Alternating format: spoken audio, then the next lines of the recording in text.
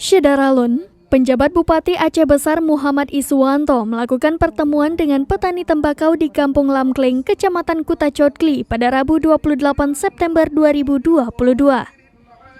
Pertemuan berlangsung di lahan perkebunan. Pada kesempatan ini, Iswanto menyebutkan jika Pemkab Aceh Besar akan memprioritaskan peningkatan hasil pertanian demi kemakmuran petani.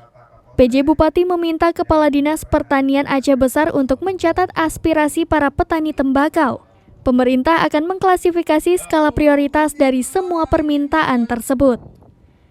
Sekretaris Asosiasi Petani Tembakau Indonesia atau APTI Kabupaten Aceh Besar, Amiruddin mengatakan luas area produksi tembakau di Aceh Besar mencapai 97 hektar. Sekitar 300 petani yang tercatat sebagai pengelola lahan tersebut.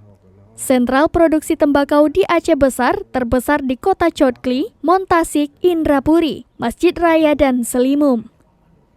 Amiruddin mengatakan jika produksi tinggi, harga tembakau di tingkat petani akan jatuh ke harga Rp1 juta per kilogram. Sementara jika produksi rendah, harganya bisa mencapai Rp2,5 juta per 10 kilogram. APTI, kata Amiruddin, menjadi tempat konsultasi para petani tembakau, mulai dari produksi hingga legalitas. Dari Aceh Besar, Henry, Serambi On TV.